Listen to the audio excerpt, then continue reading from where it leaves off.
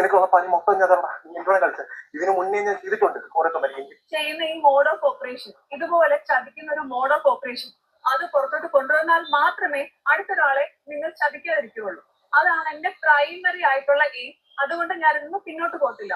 പിന്നെ രണ്ടാമത്തെ കാര്യം, റോബിൻ രാധാകൃഷ്ണൻ പൈസ തട്ടിപ്പ്. ഓരോ ആവശ്യങ്ങളും ഓരോ കാരണങ്ങളും പറഞ്ഞ് പൈസ മേടിക്കുക, അത് തിരിച്ചു ചോദിക്കുന്ന സമയത്ത് ഭീഷണിപ്പെടുത്തുക. എന്തോ ആടേ, ഇതെന്തോന്ന് വെള്ളരിക്കാൻ പറ്റണോ? ഇങ്ങേർക്ക് ബിഗ് ബോസിൽ പോയ സമയത്ത് കൊറേ പൈസ കിട്ടിയില്ലേ? അതൊക്കെ കൊണ്ടോട്ട് ഇങ്ങനെ എന്തോ ചെയ്തു, പുഴുങ്ങി തിന്നോ? ഇപ്പൊ നാട് മൊത്തം കടവും മേടിച്ച് പൈസ തിരിച്ചു ചോദിക്കുമ്പോ ഭീഷണി, സൈബർ അറ്റാക്ക്. 1ഉം 2ഉം അല്ല, 45 ലക്ഷമൊക്കെയാണ് കൊടുക്കാനുള്ളത്.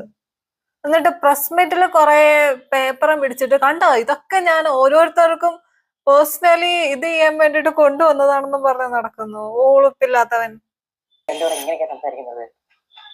ഞാൻ ആക്ച്വലി നിന്നെ സത്യം പറയുന്നത്, ഞാൻ നിന്നെ കോൺടാക്ട് ചെയ്ത് പോലും നിന്നോടുള്ള ഒരു ബന്ധം കൊണ്ടാണ്. മനസ്സിലായി? നീ ചെയ്തെന്ന ഹെൽപ്പ് തന്നെയാണ്. പണികൊണ്ടൊക്കെ പണ്ട് കൊടുക്കാനാണ് ഞാൻ തിരിച്ചത്. അത് തിരിച്ചതിന് നിന്നോട് പണി ചെയ്തിട്ടുണ്ട്. നീ എന്താ വിളിച്ച വിദ്യാർത്ഥിനെ പറ്റി നിനക്കുള്ള പണി മൊത്തം ഞാൻ തരണം. നീ എൻജോയ് കളിച്ചത്. ഇതിന് മുന്നേ ഞാൻ ചെയ്തിട്ടുണ്ട് ഓരോ പണി. എനിക്ക് തുടങ്ങാൻ പറ്റുന്നത് എന്താണ് ഞാൻ പറയുന്നത്. നീ അത് കേട്ടി തരണം. പൈസ തിരിച്ചു ചോദിക്കുമ്പോ ഉള്ള ഭീഷണിയാണിത്. എന്നോട് ആരൊക്കെ കളിച്ചിട്ടുണ്ടോ അവന്മാർക്കൊക്കെ ഞാൻ പണി കൊടുത്തിട്ടുണ്ട്. നീ ആരുവാ? എന്തോ വലിയ കൊമ്പത്തെ എന്തോ ആണെന്നുള്ള വിചാരം വല്ലതുണ്ടെങ്കിൽ അത് കൈ വെച്ചോണം.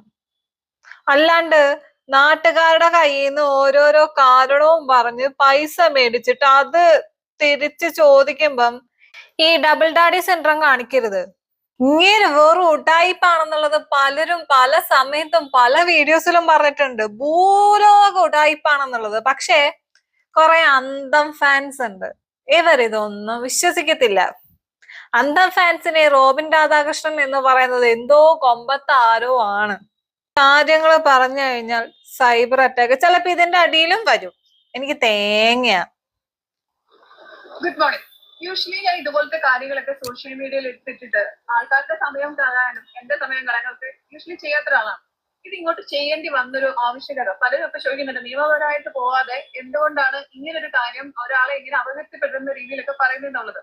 മാർച്ച് 31-ാം തീയതി, ഈ വർഷം മാർച്ച് 31-ാം തീയതി ഒരു കേസ് ഫയൽ ചെയ്ത ഒരാളാണ് ഞാൻ.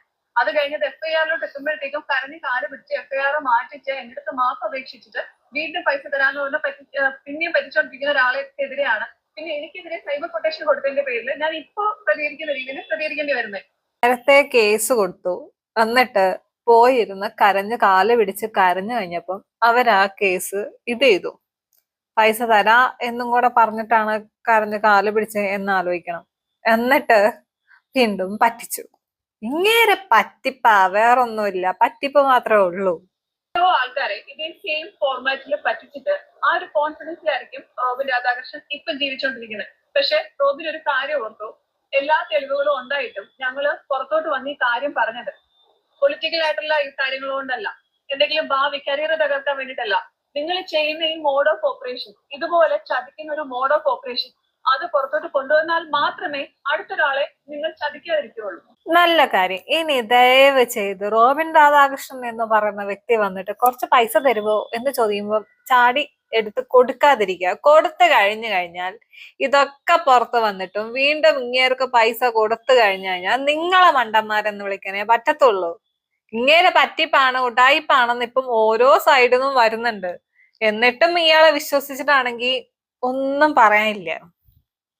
ആ വാങ്ങിച്ച കാശ് തിരിച്ചു ചോദിച്ചു കഴിഞ്ഞാൽ ഭീഷണിയും കൂടെ നിങ്ങൾ കേൾക്കേണ്ടി വരും. ഞാൻ അങ്ങനെ ചെയ്യും, ഞാൻ ഇങ്ങനെ ചെയ്യും, ഞാൻ മറ്റേത് ചെയ്തിട്ടുണ്ട്. അതുകൊണ്ട് ഞാൻ ഇന്ന് പിന്നോട്ട് പോകത്തില്ല.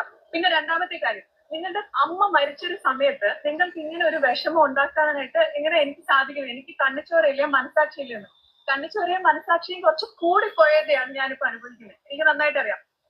ഈ പറയുന്ന അതിലിന്റെയൊക്കെ അമ്മ കഴിഞ്ഞ വർഷം ആക്സിഡന്റിൽ മരിക്കുന്ന സമയത്ത് ഇപ്പൊ ഈ ഫണ്ട് ഇപ്പൊ കൊടുക്കാൻ ഒരാള് ഇപ്പൊ മെസ്സേജ് അയച്ചിട്ടുണ്ടായിരുന്നു. അപ്പൊ അതിന്റെ ആരോ മരിച്ചത് കൊണ്ടാണ് അതിന് പൈസ കൊടുക്കാനെന്നും അതുകൊണ്ട് ആ ആൾക്ക് പൈസ തിരിച്ചു കൊടുക്കാൻ സാധിക്കുന്നില്ല എന്നുള്ളൊരു കാരണം കാണിച്ചിരിക്കുന്നുണ്ടോ.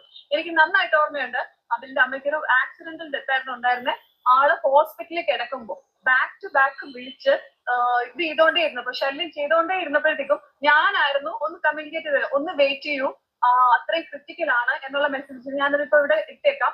ആ മെസ്സേജസ് അപ്രകാരം. അപ്പോ റോബിന് ഭയങ്കര സ്നേഹമായിരുന്നു. എന്ന് വെച്ചാൽ അയ്യോ അങ്ങോട്ട് വരട്ടെ ആന്റി. ഒരാള് മരിക്കാൻ കിടക്കുമ്പോ പോലും അവന് കിട്ടേണ്ട കാശ്, അത് വിചാരം മാത്രമേ ഉള്ളൂ. മനസാക്ഷി എന്ന് പറയുന്ന സാധനം ഇവന്റെ ഒന്നും അടുത്തൂടെ പോയിട്ടില്ല. അതുണ്ടെങ്കില് ഇമാതിരി കാര്യം ഇവനൊന്നും ചെയ്യത്തില്ല. സ്വന്തം അമ്മ മരിച്ചിട്ട് എങ്ങാണ്ട് കുറച്ചു ദിവസമേ ആയിട്ടുള്ളൂ, എന്നിട്ടാണ് കൊടിയും പിടിച്ചിട്ട് അവിടെ എവിടെയും പോയി നിൽക്കുന്നത്. അവനാണ് വേറൊരാളുടെ അമ്മ മരിക്കാൻ കിടക്കുമ്പോ സങ്കടം തോന്നാൻ നിൽക്കുന്നത്. കഷ്ടം. വേണ്ടിട്ട് അങ്ങോട്ട് വരട്ടെ. ഞാൻ പറഞ്ഞു അങ്ങനത്തെ ഇതിലല്ല, പക്ഷെ ഒന്ന് മനസ്സിലാക്കൂ, നിങ്ങൾ പൈസ ചോദിച്ച് വിളിച്ചോണ്ടിരിക്കുന്നത്. പൈസ എന്തിനാ കടം ചോദിച്ച് വിളിക്കുന്നത്? ഞങ്ങൾ തിരിച്ചു കൊടുക്കാനുള്ള അങ്ങനെ എന്തെങ്കിലുമല്ല.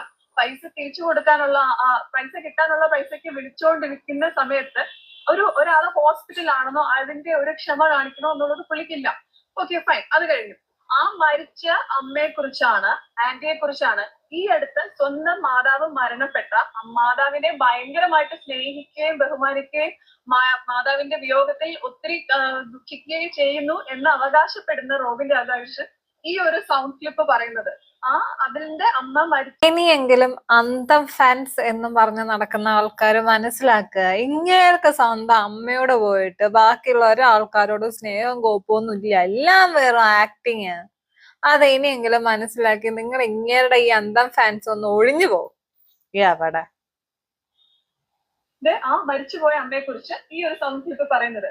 അപ്പൊ ഒന്ന് കേട്ടു നോക്കും. അപ്പൊ ഇതെല്ലാം കഴിയുമ്പോഴത്തേക്കും എന്തിന്റെ ബേസിസിലാണ് ആൾക്ക് അമ്മ മരിച്ചു എന്നുള്ളൊരു കൺസിഡറേഷൻ? പിന്നെ അമ്മ മരിച്ച് 41 തികയുന്ന സമയം വരെ ഒരു രീതിയിലും ഒരു കാര്യത്തിലും ഇറങ്ങിയിട്ട് ആളെ ബുദ്ധിമുട്ടിക്കണമെന്നോ അല്ലെങ്കിൽ മാനസികമായിട്ടൊരു ബുദ്ധിമുട്ട് ഉണ്ടാക്കണമെന്നോ ഞാൻ കരുതിയിട്ടില്ല. പക്ഷെ അതിന്റെ ഇടയ്ക്കാണ് മരിച്ചിട്ടൊരു 1-2 ആഴ്ച കഴിഞ്ഞിട്ടുള്ള സമയത്തിന്റെ ഇടയ്ക്കാണ് ആളിറങ്ങി സൈബർ കൊട്ടേഷൻ കൊടുത്ത് ഇതിപ്പോ വേറൊരു നറേറ്റീവ് ആക്കണം, പൈസ തിരിച്ചു തരണം എന്നുള്ളൊരു കാര്യം ഇതിലോട്ട് എത്തിക്കാതെ വേറൊരു നറേറ്റീവ് ആക്കണം. ഇന്നലെ കണക്കിന് പേപ്പറുമായിട്ട് വന്നില്ലേ? എടുത്ത് വെക്ക്, എന്താ ഇങ്ങനെ വെച്ചോണ്ടിരിക്കുന്നത്? അതുകൊണ്ട് എടുത്ത് പബ്ലിഷ് ചെയ്യുക. പൈസ വാങ്ങിച്ചതും അങ്ങോട്ടും ഇങ്ങോട്ടും ട്രാൻസാക്ഷൻ എല്ലാം അക്കൗണ്ട് ത്രൂ ആണ്. അതെല്ലാം അക്കൗണ്ട് ത്രൂ ഉള്ളതും കൂടെ കാണിച്ചു കൊടുക്കുക. എന്താണ് ഇങ്ങനെ പ്രഹസനം കാണിച്ചുകൊണ്ടിരിക്കുന്നത്? എന്ത് കാര്യത്തിനാണ്? what are you trying to prove? പറ്റിക്കുന്നതിനും മണ്ടന്മാരാക്കുന്നതിനും ഒരു പരിധിയുണ്ട്. 1-2 ആൾക്കാരല്ല, കുറച്ച് നാളുകളല്ല. ഇതുപോലുള്ള ആൾക്കാർ ഇനിയും ഉണ്ടെങ്കിൽ ഇനിയും പുറത്ത് വരണം. അപ്പൊ ഇവന്റെ റിയൽ ക്യാരക്ടർ ഇനിയും ആൾക്കാർ തിരിച്ചറിയത്തുള്ളൂ. നിങ്ങൾ പേടിച്ചിട്ടോ അല്ലെങ്കിൽ മടിച്ചിട്ടോ നിക്കരുത്. ഇനി ഇങ്ങേര് പൈസ മേടിച്ച് പറ്റിച്ച ആൾക്കാരുണ്ടെങ്കിൽ ദയവേത് നിങ്ങൾ പുറത്തു വാ. ഇവന്റെ യഥാർത്ഥ ക്യാരക്ടർ നാട്ടുകാര് മനസ്സിലാക്കട്ടെ, സ്വന്തം കുടുംബക്കാര് മനസ്സിലാക്കട്ടെ. ഇത്രയും വർഷം കൊണ്ട് നിങ്ങൾ ചെയ്തുകൊണ്ടിരിക്കുന്ന കാര്യത്തിനെ കുറിച്ചാണ് ചോദ്യം ചെയ്യുന്നത്. പൈസ തിരിച്ചു തരണം, അത് എല്ലാവർക്കും തിരിച്ചു കൊടുക്കണം. അല്ലാതെ നാടകം കളിച്ചിട്ടോ, ഇനിയിപ്പോ അടുത്ത നാടകം പോലെ എനിക്ക് കാണാൻ പോകുന്നത്, ഞാൻ എന്താ പറയണ്ടേ, എനിക്കൊരു ഇൻക്യൂഷൻ ഉണ്ട് ഇങ്ങനെ സംഭവിച്ചേക്കാന്ന്.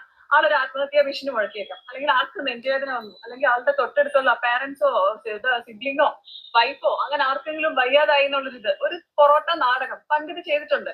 പണ്ട് ഇതുപോലെ എന്തോ രക്തശ്രദ്ധിക്കുന്ന പോലെ ഒരു വീഡിയോ, അത് ഫേക്കാണെന്ന് അറിഞ്ഞു കഴിഞ്ഞിട്ട് നാണം എന്ന് പറഞ്ഞ സാധനം, നാണക്കേടെന്ന് പറഞ്ഞ സാധനം അടുത്തോട് പോയിട്ടില്ലാത്തത് അറിയാം.